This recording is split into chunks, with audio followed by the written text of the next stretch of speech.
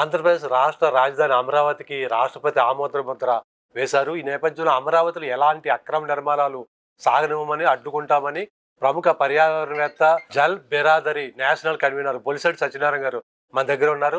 ఆయన విశాఖలో నిర్వహించిన ప్రెస్ మీట్ లో కొన్ని విషయాలు చెప్పారు. ఆయన అడిగి మరిన్ని విషయాలు చెప్పుకున్నాం. సార్ నమస్తే. సార్ నమస్తే అండి. సార్, అమరావతి పర్యావరణ పరిరక్షణ నేపథ్యంలో అక్కడ రాజధాని నిర్మాణం ఎలా జరగాలని మీరు ప్రజలకు సందేశం ఇస్తారు? నేను రాజధాని నిర్మాణం ఎలా జరగాలని కాదండి, ముఖ్యమంత్రి గారు, అప్పటి ముఖ్యమంత్రి చంద్రబాబు నాయుడు గారు అమరావతి ప్రాజెక్ట్ రూపకల్పన చేసి దాన్ని పర్యావరణ ప్రభావ అంచనా అంటే ఎన్విరాన్మెంట్ ఇంపాక్ట్ అసెస్మెంట్ ఒక టాటా కన్సల్టెన్సీ అని ఒక కన్సల్టెన్సీ అపాయింట్ చేసి దాని ద్వారా పెట్టి ఎన్విరాన్మెంట్ క్లియరెన్స్ తీసుకున్నారు. ఆ క్లియరెన్స్ని మాత్రం పాటించమని చెప్తున్నాను. నేను కొత్తగా చెప్పడంలా. ఆ క్లియరెన్స్లో ఏమున్నాయంటే మొత్తం అక్కడ ఉన్న కుంటలు, చెరువులు, కాలువలు, సహజ వనరులు, నీటి వనరులు అన్నింటినీ సర్వే నెంబర్లతో సహా ప్రతి గ్రామం పైన గ్రామంలో పెట్టాలి, అలాగే వెబ్సైట్లో పెట్టాలి. ఇది మొదటి కండిషన్, ఎకాలజీ కండిషన్. అంటే అక్కడ ఉన్న పర్యావరణం పాడు కాకూడదని. రెండోది ఏంటంటే బ్లూ గ్రీన్ డెవలప్మెంట్ జోన్ అని పెట్టి నది నుంచి సమాంతరంగా 2 నుంచి 3 కిలోమీటర్ల వరకు, 2 నుంచి 3 కిలోమీటర్లు అంటే నదిలో నీరు ఉన్న దగ్గర నుంచి కాదు, నది హై ఫ్లడ్ లెవెల్ ఎక్కడైతే ఉంటుందో అక్కడి నుంచి 2 నుంచి 3 కిలోమీటర్ల వరకు ఏ రకమైన నిర్మాణాలు చేయకూడదు, అది బ్లూ గ్రీన్ జోన్ కింద ఉంచమని చెప్పి, అది కూడా ఎకలాజికల్ కండిషన్, ఎన్విరాన్మెంట్ క్లియరెన్స్ తాలూకా కండిషన్. అలాగా పట్టణ వ్యవసాయం, అర్బన్ అగ్రికల్చర్ చేయమని అక్కడ ఉన్న భూములు ఏమో రాసి ఎగ్జాక్ట్గా ఏం రాశారో చెప్తా. పర్యావరణ సమతుల్యతను కాపాడడానికి రాజధానిలో పెద్ద ఎత్తున అర్బన్ అగ్రికల్చర్ను ప్రోత్సహించాలి, సారవంతమైన బహుళ పంటల భూములను కాపాడడం ద్వారా ఈ ప్రాంతం ఒక జీవకళ ఉన్న నగరంగా అభివృద్ధి చేయాలి. ఇది ఈజీ కండిషన్, నేను చెప్పింది కాదు. కానీ అక్కడ ఏం జరుగుతుందో మీరు చూడాలి. ఇప్పుడు ఏంటంటే మొత్తం పంటలన్నీ తీసేసి బోర్లన్నీ కొట్టేసి మనం ఏదో చేసేస్తున్నాం, అది కాదు. ఇప్పుడు ఇదివరకు అక్కడ మనం అది హైదరాబాద్లో చేసాం కరెక్టే, ఎందుకంటే కొండల కోనలు ఉన్నాయి. ఇక్కడ భూముల్ని కాపాడమని చెప్పారు. ఇది పరిగణలో తీసుకోమని చెప్తున్నాను. సార్, ఇప్పుడు కొల్లేరు సరస్సు విధ్వంసం చేశారని సిఈసి నివేదికలో పేర్కొన్నారని మీరు ట్విట్టర్లో పోస్ట్ చేశారు. దాని గురించి చెప్పండి. అంటే కొల్లేరు సరస్సు విషయం చాలా బాధాకరమైన విషయం అండి. ఎందుకంటే కొల్లేరు సరస్సు గురించి సుప్రీంకోర్టు ఒక కమిటీని అపాయింట్ చేసింది, సెంట్రల్ ఎంపవర్మెంట్ కమిటీ అని. ఆ కమిటీ ముందు మనం నివేదికలు ఇవ్వాలి. వరుసని 2 సంవత్సరాలు ఇప్పుడు గవర్నమెంట్ వచ్చిన దగ్గర నుంచి నివేదికలు అడుగుతుంటే టైం అడుగుతూ తీసుకొని ఆఖరికి ఇవ్వలేదు. సరిహద్దులు, కొల్లేరు సరస్సు తాలూకా సరిహద్దులు ఇవ్వండి అని అడిగారు. సరిహద్దులు ఇవ్వాల, ఎందుకంటే అన్ని సరిహద్దుల్లోనే వీళ్ళు చేపల చెరువులు ఉన్నాయి. ఆ చేపల చెరువుల నుంచి మతలబులు ఉన్నాయి. అది జగన్మోహన్ రెడ్డి కానివ్వండి, చంద్రబాబు నాయుడు గారు కానివ్వండి, ఆ ప్రభుత్వం కానివ్వండి, ఈ ప్రభుత్వం కానివ్వండి. కూటమి ప్రభుత్వం వచ్చిన తర్వాత కూడా దాదాపు 6,000 ఎకరాలు కబ్జా అయిందని చెప్పి నేను మ్యాప్లతో సహా మ్యాప్ రిలీజ్ చేశాను. అంటే ఈ కబ్జాలు చేస్తున్నారు. కబ్జా చేయడం వల్ల ఏమవుతుందంటే మనకి చాలా పెద్ద విఘాతం కలుగుతుంది. ఇది రామ్సార్ సైట్.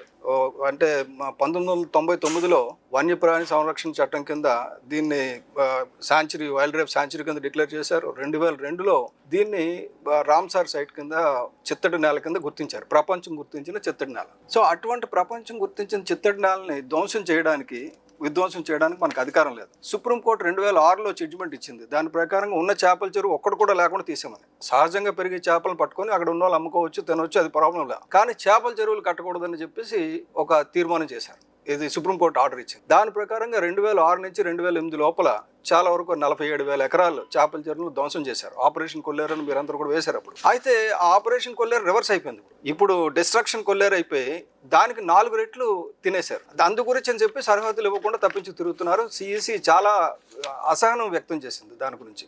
సార్, అమరావతి నిర్మాణం సంబంధించి నేషనల్ గ్రీన్ ట్రిబ్యునల్ 2 కమిటీలు వేసింది. ఆ కమిటీల ఆదేశాలు ఎంతవరకు అమలు జరుగుతున్నాయా లేదా?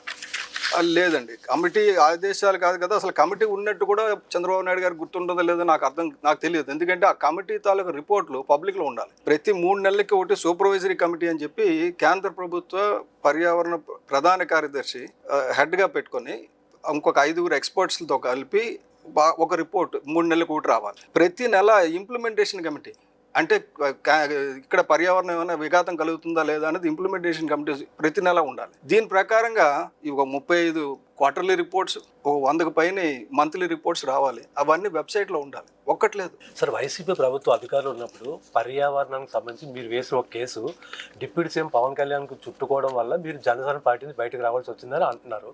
ఇప్పుడు మీ పర్యావరణ పోరాటానికి మార్గం సుగమం అయింది అనుకుంటున్నారా?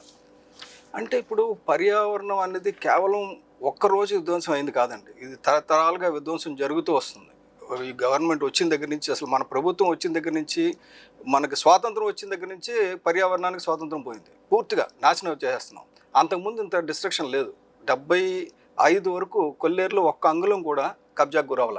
75 నుంచి ఒక 50 సంవత్సరాలు చూసుకుంటే ఇప్పుడు 2025కి వచ్చేసరికి దాదాపు 60% కబ్జా అయిపోయింది. అంటే అంతకుముందు వేల సంవత్సరాలు ఉంది, వేల సంవత్సరాల్లో అంగుళం కూడా పోంది. మన స్వాతంత్రం వచ్చిన తర్వాత ఇంత నాశనం అయిందంటే అది కూడా 2002 తర్వాత నాశనం అయింది చూస్తే ఇంకా చాలా బాధ అనిపిస్తుంది మనకి. సార్, మీరు విశాఖలో నిర్వహించిన ప్రెస్ మీట్లో ప్రజలకు ఒక పిలుపునిచ్చారు. రాష్ట్రంలో ఎక్కడైనా ఏ జిల్లాలోనైనా పర్యావరణ విధ్వంసం కానీ అవినీతి అక్రమాలు జరిగితే నేను ముందుండి మీకు సహాయ సహకారం అందిస్తాను. ఈ పోరాటం మీరు ఎలా ముందుకు తీసుకెళ్దాం? అంటే ఇది నేను చెప్పడమే కాదండి, ఇదివరకు భూ నిర్వాసితుల సదస్సులో పవన్ కళ్యాణ్ గారే స్వయంగా చెప్పారు. ఏమని, ఎక్కడ జరిగినా రాష్ట్రంలో కాదు దేశంలో ఎక్కడ జరిగినా సత్యాగ్రహం ముందు ఉంటారు, వెళ్తారని. అది నా సహజ స్వభావం. ఇవాళ జనసేన వచ్చిన తర్వాత కాదు, అది గుర్తించే కళ్యాణ్ గారు పర్యావరణ ప్రధాన కార్యదర్శిగా రమ్మన్నారు, వెళ్ళాను.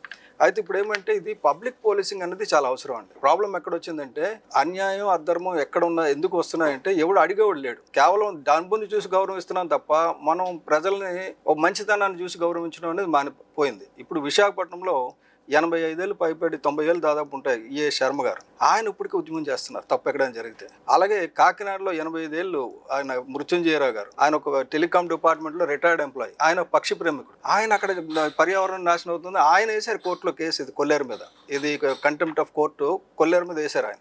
అంటే అంత ముసలి వాళ్ళు, అంటే వాళ్ళకి ఎందుకు పట్టింది? మన యువతకి కానీ మన రాజకీయ నాయకులు కానీ మనకు బాధ్యత ఉన్న మిగతా వాళ్ళు ఎందుకు పట్టడం లేదు, ముఖ్యంగా మన మీడియాకి ఎందుకు పట్టడం లేదు అనేది నా ఆవేదన. విన్నారు కదా, ఆంధ్రప్రదేశ్ రాష్ట్రంలో పర్యావరణ పరిరక్షణతో పాటు అవినీతి అక్రమాల మీద కూడా తన పోరాటం కొనసాగుతుందని బొలిశెట్టి సత్యనారాయణ గారికి ఆల్ ది బెస్ట్ చెప్తూ కెమెరామెన్ ప్రేమ్తో శ్రీనివాస్, VB7 TV, విశాఖపట్నం.